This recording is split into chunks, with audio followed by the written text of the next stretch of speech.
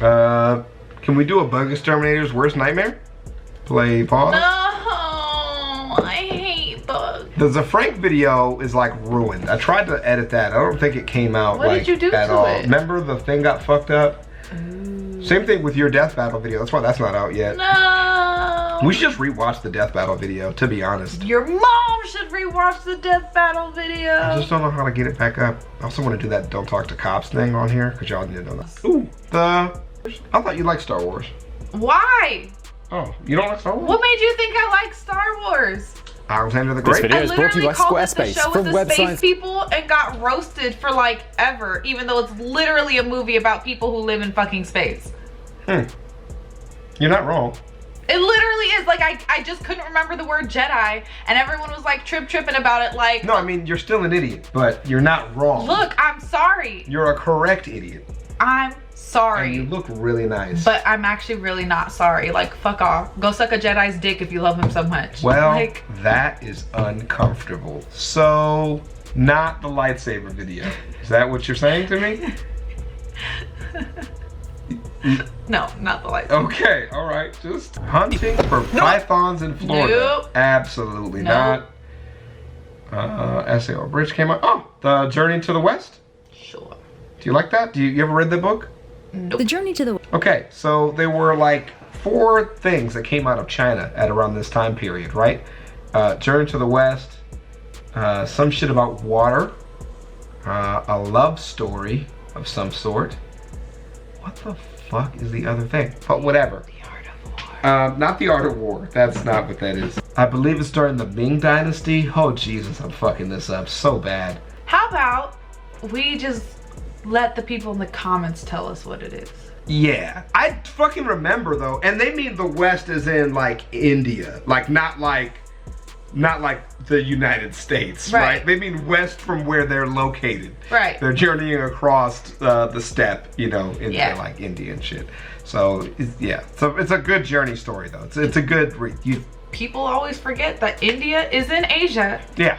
It is like Southeast Asia, and it is ginormous. There's so much right by Tibet, all that shit. The same spot. My mom's right by Tibet. That's not true at all. She's right down the street. We should really see her more often. I keep saying that. You keep smiling. And you don't go visit. What the fuck? I'm just kidding. Alright, let's get into it. But, hey, I'm just saying, man. You gotta see my mom. Yeah, right now. I'm gonna see my mom. All these mom jokes, but you wanna see my mom. In front of the fucking All kids. these jokes, Why do you always but you do don't this see in front my... of the fucking kids? Call my mom. You can't wait till the kids go to Call bed. my mom. Call her. They need to hear this, Julia. The kids need to hear it. All right, here we go. West is one of China's 4 great classical novels. It's an ancient allegory. There we go. The Journey to the West is one of China's 4 great classical I fucking nailed it. The water, novels. the romance, and the red fucking chamber. That's the one I never fucking remember. I fucking, dude, give it. I fucking nailed that shit. If that was a test, bitch, I'd have passed. It's an ancient allegory for enlightenment, and it's approximately 2,000 pages long.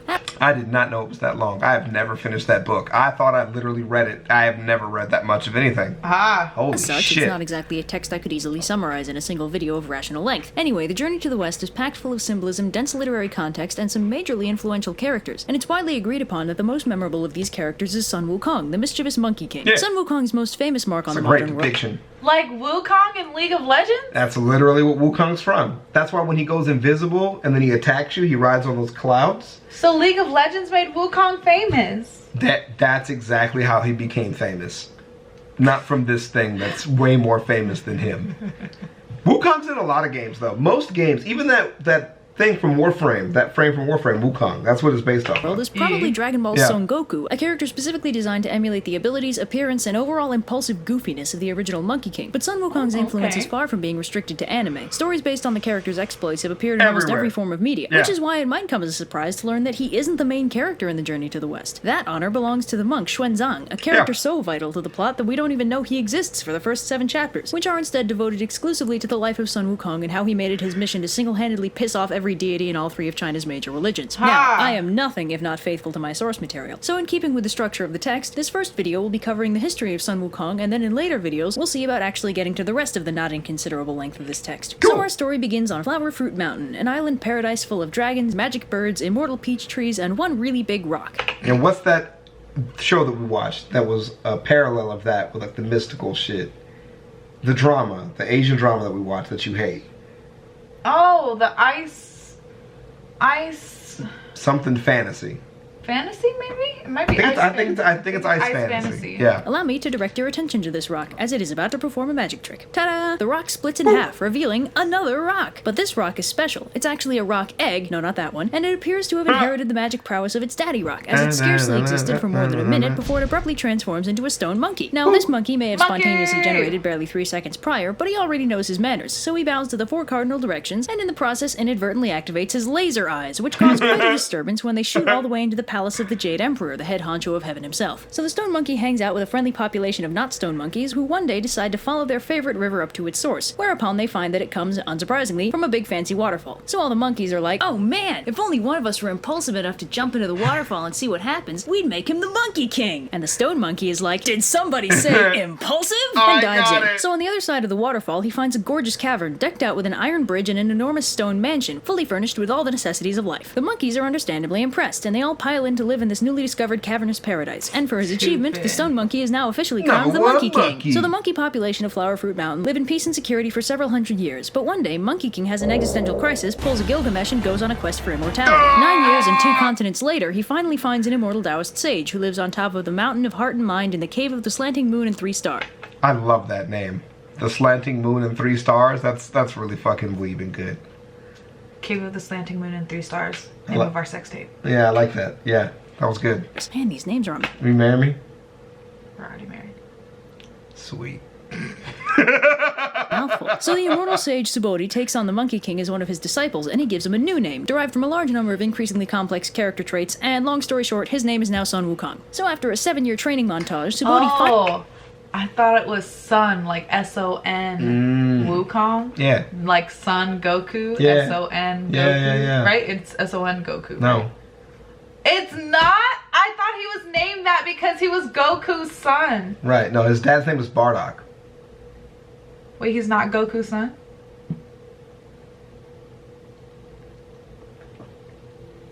Man. She's watching Naruto now. She is watching Naruto. I'm so right now. confused. You are watching Naruto now. Wait, so what do you know about Naruto? that Sakura's a fucking piece of shit. She fucking sucks ass. And how do you feel about Rock Lee? Oh, he's cute. He's so adorable. He's great. And he's, I'm sad. And he's injured. Yeah. Yeah. And Naruto's annoying, and The pervy sage is really pervy. I fucking hate the pervy sage. He's so fucking irritating. He's gross. But Kakashi's mad hot, and so is Naruto's dad. R.I.P. Naruto's He's dad. dead. I said R.I.P. Damn. Yeah, but he died with a sick bod. Am I right? Fucking disgusting. All right, let's get back to this. finally teaches Sun Wukong a way to become immortal, which Wukong starts practicing. Another 3 His son. years go by, and Sun Wukong is feeling pretty good about life. He's practicing the Tao, he's functionally immortal, and life is good. But Subodhi warns him that he's not out of the woods yet. Turns out, the court of heaven doesn't actually approve of this method of immortality, and will send down 3 calamities in an effort to kill him, one every 500 years. I'm sorry, First, they'll I got strike him with confused. instead of immortal. But years go by, and Subodhi finally teaches Sun Wukong a way to become immortal, which Wukong starts practicing. Another 3 years go by, and Sun Wukong is feeling pretty good about life. He's practicing the Tao, he's functionally immortal, and life is good. But Subodhi warns him that he's not out of the woods yet. Turns out, the court of heaven doesn't actually approve of this method of immortality, and will send down 3 calamities in an effort to kill him, one every 500 years. First, they'll strike him with lightning. Then later, if that didn't work, they'll set him on fire. And finally, if neither of those do the trick, they'll straight up disintegrate him. This understandably wigs out Sun Wukong, but Subodhi offers to teach him the art of the earthly multitude, which will let him transform into 72 different things. With this, the 3 calamities won't be able to touch him. He also teaches Wukong how to fly, just because. But, unsurprisingly, giving awesome cosmic powers to a suicidally impulsive magical monkey leads to some wacky hijinks, and Master Subodhi has to kick him out so he won't accidentally reveal his secret teachings. So So Sun Wukong, now immortal, 20 years older and hypothetically wiser, at last returns to the Water Curtain Cave on Flower Fruit Mountain, and he returns just in time since the monkey population has been being harassed by a monster known only as the Monstrous King of Havoc, who's been intermittently stopping by and kidnapping them to use as servants. So Wukong goes and challenges the monster to a duel and proceeds to absolutely kick his ass with his newfound Taoist superpowers, and then he rescues the captive monkeys and flies them all back home. So all is well on Flower Fruit Mountain, but Wukong decides that his monkey kingdom should probably have a monkey army, so stuff like the kidnapping thing doesn't happen anymore. On that note, Wukong also takes a trip down to the Dragon Palace in the Eastern Ocean to see if the Dragon King has a weapon befitting his strength that he could borrow. Long story short, after dismissing every superpowered weapon the Dragon King offers him, Wukong ends up taking an obscenely heavy magic size-changing iron pillar out of the palace treasury and using it as a staff. So Wukong's very happy with his new weapon and asks the Dragon King for some fancy new duds to go with his fancy new stick thing. And by now, the Dragon King is so terrified of this super powerful monkey that he gathers all of his dragon brothers and together they assemble a fancy outfit for Wukong just to get him out of their house. When he returns to Flower Fruit Mountain to show his mates his gear, he gets so hyped up that he briefly turns into a huge demonic caricature of himself, which terrifies the local demon population so much that demon kings show up at his front door to form an alliance with him. So life is going pretty well for the Monkey King, until one day, while taking a nap, he's abruptly kidnapped by two emissaries of Yama, the King of Hell, who carry him off to the underworld. Wukong is understandably pissed, seeing as this is technically death and violates the whole immortality deal, and he starts bashing his way into the Palace of Darkness to lodge a complaint with the 10 Kings. So the 10 Kings are like, whoa, there must have been some kind of mistake. I mean, there must be a bunch of dudes named Sun Wukong, right? That's and good. Wukong is like, yeah, right. Show me where that's written down. So they sort through all the ledgers of the dead until they find the one about him, and he scribbles out his name, along with the names of as many monkeys as he can find, thus freeing them from the jurisdiction of the underworld gods. Satisfied, Wukong bashes his way back out of the underworld, then wakes up and tells all the monkeys the good news. But all is not well in the Kingdom of Heaven, as the Jade Emperor finds himself inundated with complaints about this Monkey King who keeps causing trouble. So at first, the Jade Emperor wants to have him arrested for his shenanigans, but the Spirit of Venus suggests instead that they offer the Monkey King a position in the bureaucracy of heaven, whereupon they'd be able to better control his actions and easily discipline him if need be. The Jade Emperor gives the thumbs up, and they send down the Gold Star of Venus to deliver the offer to Wukong, who eagerly accepts. So the Gold Star takes him up to heaven and takes him to meet the Jade Emperor, who appoints him the position of Pima Wen, which makes him the head of the Imperial Stables. So Wukong thinks that's pretty sweet, and he's fairly chill with the whole situation until he thinks to ask what exactly his rank is, whereupon he is informed that Pima Wen is actually the lowest possible position in the entire bureaucracy of heaven. Wukong, being a bit of a diva at this point, is understandably pissed, and once again bashes his way out of heaven and returns to Flower Fruit Mountain to sulk. So Wukong decides to make himself... That's a hell of a resignation letter. Yeah, I just beat the shit out of everybody and then left heaven. So... Peace out, bitch. I wasn't even unhappy, actually. I just didn't want to be here.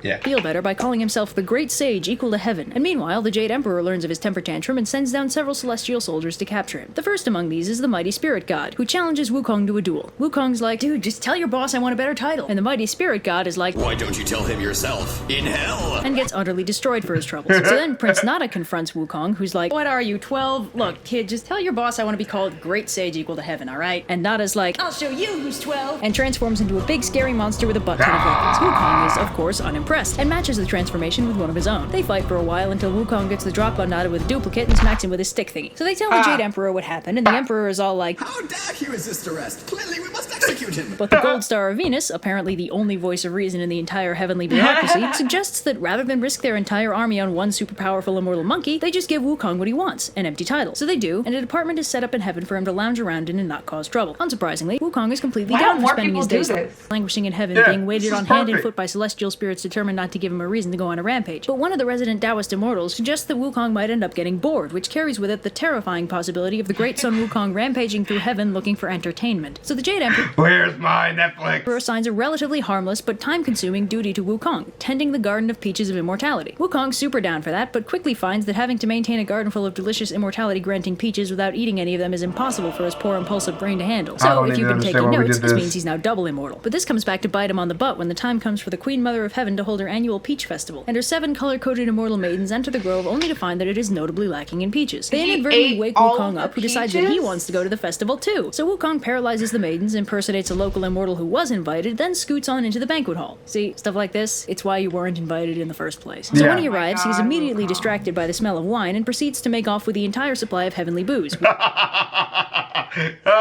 has zero impulse control. Which also makes you immortal. So Wukong, now triply immortal and thoroughly drunk, inadvertently stumbles into Lao Tzu's little slice of heaven while searching for a place to sleep it off. And if you want to know who this Lao Tzu person is... I'm working on it, goddammit. Ninjas, oh god! So drunk Wukong stumbles into Lao Tzu's palace to say hello, but he can't find the sage anywhere. But he does find Lao Tzu's alchemical lab, in which he finds several gourds full of pills of immortality. 3 guesses as to what Wukong does next. What you got? Puts them up his butt? I think he puts them in his nose and then shoots them out. Got it. Yeah. And the third one puts his penis in it. That's probably what he does.